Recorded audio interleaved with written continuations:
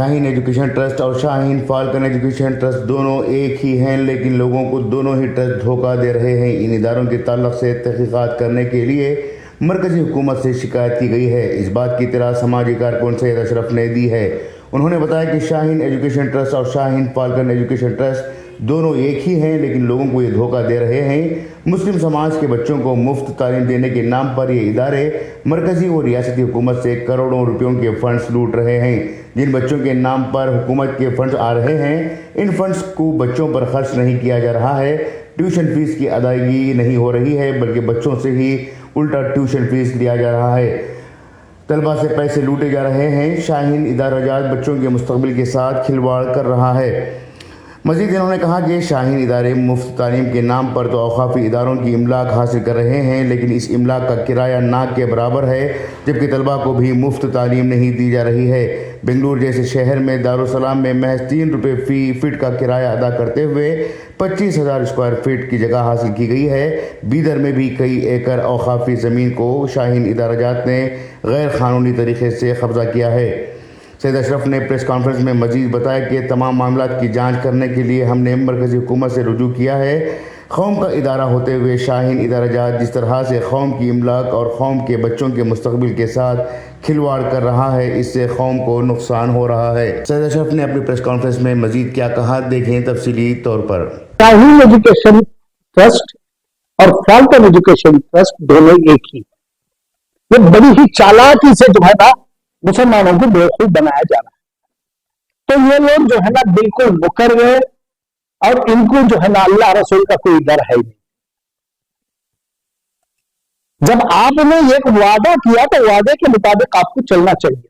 अगर मैं झूठ बोल रहा हूं, अगर मैं गलत बोल रहा हूं, तो खबीर साहब से मेरी ये गुजारिश है कि वो आ जाए रमजान के महीने में, कोई भी मस्जिद में बैठ जाएंगे, आप अपना बयान दे दीजिए, मैं अपना बयान दे देता हूं। कौन सच्चा है, कौन सच्चा है, कौन झूठा है, पता चल जाएगा।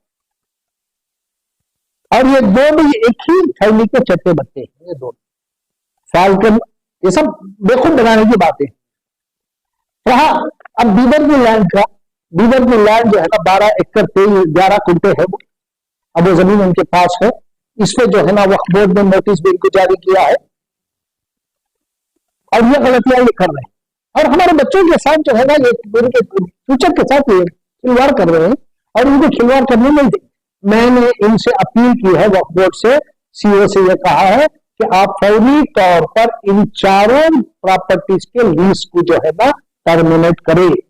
दूसरी बात यह है कि शाहिद के ताल्लुक से मैं एक प्रेस कॉन्फ्रेंस किया था, मैं 27/10/2023 को, उसमें मैं ये इशू उठाया था कि उसमें कई जो है ना औकात की जायदाद इन लोगों ने हमको कम किराए पे जो है ना ये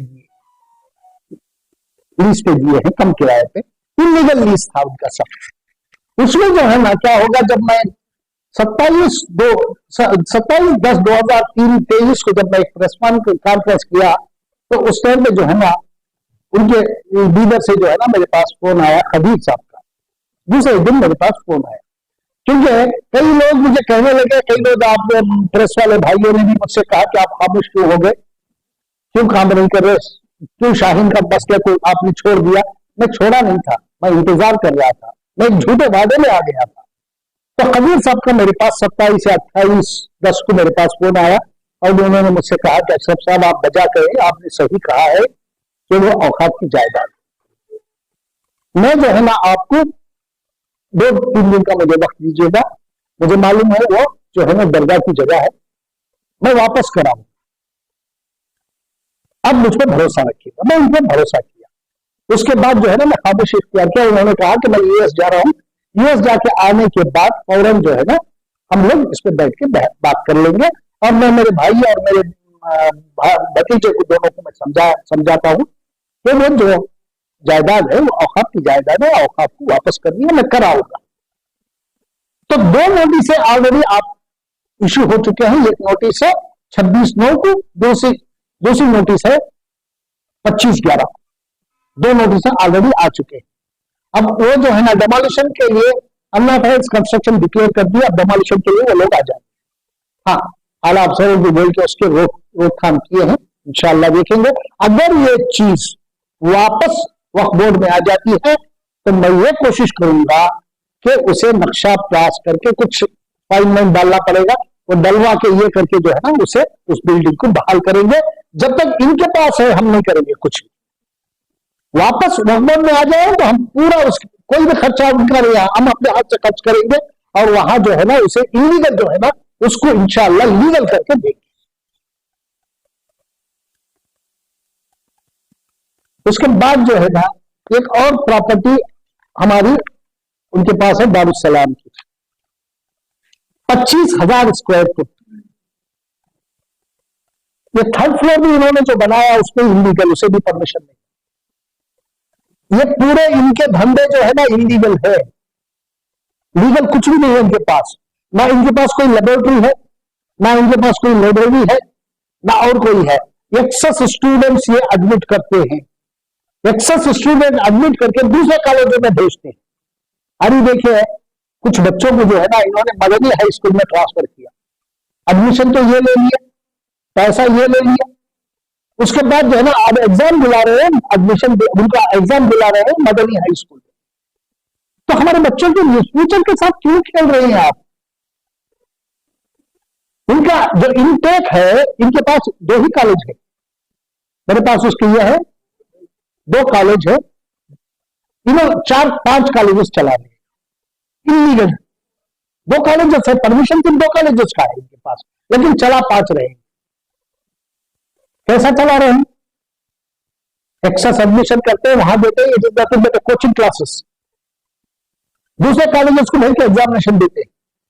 अब वो सारे डॉक्यूमेंट्स हमारे पास आ गए हैं, इसलिए मैं अब कुछ भी कहना नहीं चाह रहा इस बारे में, उस चीज को मैं सामने लाना नहीं चाह रहा, क्योंकि बच्चों पे इसका असर पड़ेगा।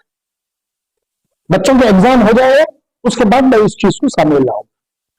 पहले तो बच्चों के, क्योंकि अब बच्चे पढ़ रहे हैं, एग्जाम की तैयारी कर रहे हैं, अब ऐसे में अगर उनको कोई प्रॉब्लम महसूस हुआ, अगर हम कुछ कहेंगे तो उनकी पढ़ाई पे असर होता है। इसलिए जो है ना हम खामोश है, इसके बाद जो है ना उसको बाद रमजान के इंशाल्लाह बच्चों का एग्जाम हो जाए, उसके बाद सारी चीजें आई। मदनी स्कूल में कितने गए, कौन सी कॉलेज में, पीयू कॉलेज में इन्होंने कितने बच्चे ट्रांसफर किए, और इनके पास सर्टिफिकेट, इनके पास एडमिशन रिकॉर्ड है, रिकॉर्ड लेके आओ, उसका सर्टिफिकेट कहां से आ रहा है दिखाओ इन बात में। तो उनका इंटेक कितना है उससे जो है ना ये स्टूडेंट भी ज्यादा एडमिट नहीं कर सकते। सारे डॉक्यूमेंट कलेक्ट हो गए, इंशाअल्लाह कल मैं दिल्ली जा रहा हूं। 1 हफ्ते पहले मैंने प्राइम मिनिस्टर का वक्त मांगा था, मैं 2-3 दिन 4-5 दिन दिल्ली में हूं, शायद इस दफे मुझे प्राइम मिनिस्टर का वक्त मिल जाएगा, एक एश्योरेंस मुझे दिया गया है। तो मैं जाऊंगा और सारे डॉक्यूमेंट्स वहां सबमिट करूंगा, उसकी पूरी इंक्वायरी करेंगे। अगर इंक्वायरी अगर सच्चाई है तो सच्चाई सामने आएगी, अगर गलत काम किसी ने किया है तो फिर वो भुगतेंगे। कोई भी जितने भी स्कॉलरशिप के लिए, ट्यूशन फीस के लिए, बिल्डिंग के लिए पैसा जो आया वो जो है ना हकीकी लोगों तक पहुंचा नहीं, जो स्टूडेंट्स को पहुंचना था वो पहुंचा नहीं। स्टूडेंट्स बाहर से लोन ये लेके, बैंक से लोन, प्राइवेट लोन ये लेके इनका पैसा अदा कर दिए, इनकी ट्यूशन फीस दे दी, लेकिन ये जो है ना जब पैसा इनका आया तो बच्चों को नहीं गया पैसा। आपको ये मालूम है, आपको ये बताना मैं जरूरी समझता हूं कि वो पैसा जब आता है टीचर्स के अकाउंट में ट्रांसफर करके वहां से जो है ना ये लेते हैं, कैश करा लेते हैं, कैश लेते हैं टीचरों से। अच्छा कहीं ये है वो मेरे पास उसके सबूत भी, टीचर के अकाउंट में ट्रांसफर करते हैं पैसा और टीचर से जो है ना कैश ले लेते हैं। और ये जो है ना मनी लॉन्ड्रिंग के अंदर आता है। ये जिस चीज के लिए पैसा दिया नहीं जाता, देते हैं, अगर वहां खर्च नहीं हुआ दूसरी जगह वो खर्च कर रहे हैं तो मनी लॉन्ड्रिंग में आ जाते हैं लोग, और ये गलतियां ये कर रहे हैं। और हमारे बच्चों के साथ जो है ना ये उनके फ्यूचर के साथ ये खिलवाड़ कर रहे हैं और उनको खिलवाड़ करने नहीं देंगे। अच्छा ये 25,000 स्क्वायर फुट इनके पास बिस्मिल्लाह शाह मस्जिद की जमीन है। 25,000 स्क्वायर फुट में बता रहा हूं आपको, 11 महीने का अग्रीमेंट है, 3 रुपए पर स्क्वायर फुट है। काटबन रोड तो आप जानते हैं, दिन में 10 बार वहां से घूमते हैं, कितना बड़ा कैसी कमर्शियल जगह है वो। 3 रुपए स्क्वायर फुट, 1 लाख रुपए इन्होंने ये दे रहे हैं किराया। काटबन रोड की प्रॉपर्टी से मिली इसकी बिस्मिल्लाह शाह की, और यहां इन्होंने मल्टी स्टोरेज बिल्डिंग बना दिया है। 11 महीने का अग्रीमेंट। आपको किसने इजाजत दी? और यहां भी जो है ना, अभी बीबीएमपी की तरफ से एक नोटिस आ गई, 25/9/2023 को इन्होंने बीबीएमपी ने नोटिस दे दिया। क्या नोटिस देता है? Under section 313 of BBMP rules 2020 to the masjid committee for violating the BBMP norms and undertaking construction without their approval. अब ये जो है ना मल्टी स्टोरेज 4 फ्लोर या 3 फ्लोर या 4 फ्लोर की बिल्डिंग बना दी है वहां 25,000 जगह में, और 25,000 जगह का किराया कितना है? 1 लाख रुपए। 25,000 स्क्वायर फुट को 1 लाख रुपया। अगर डिवाइड करेंगे आप महीने में तो 3 रुपए स्क्वायर फुट हुआ। पब्लिक को जो है ना बेवकूफ बना रहे हैं, और इनके इंटेक के मुताबिक इनको स्टूडेंट्स को ये करना है, एडमिशन करना है। इंटेक से कहीं 2-3 गुना ज्यादा ही एडमिट कर रहे हैं बच्चों को, और बच्चों के फ्यूचर के साथ खेल रहे हैं। ये इसका मैं आगे एग्जाम हो जाए बच्चों का, और सारी चीजें मैं लाके आपके सामने रखूंगा, और वो बच्चों के डॉक्यूमेंट सारे लाके रखूंगा मैं, और उनमें जो फीस जो जमा किए हैं उसके डॉक्यूमेंट सब कलेक्ट किया हूं मैं, मेरे पास है सब। अब स्टेट गवर्नमेंट से भी मैं ये करूंगा, रिक्वेस्ट करूंगा कि यहां से जितना पैसा इनको मिला है उसके डॉक्यूमेंट में कलेक्ट कराऊं। इसलिए स्टेट गवर्नमेंट के बारे में कुछ नहीं कह रहा मैं भी। जब तक मेरे हाथ में डॉक्यूमेंट ना आ जाए मैं कोई बात नहीं करता। आ जाएंगे तो तब मैं बात करूंगा। मैंने इनसे अपील की है, वक्फ बोर्ड से, सीओ से यह कहा है कि आप फौरी तौर पर इन चारों प्रॉपर्टीज के लीज को जो है ना टर्मिनेट करें। ब्यूरो रिपोर्ट, इनकलाब न्यूज, बेंगलुरु।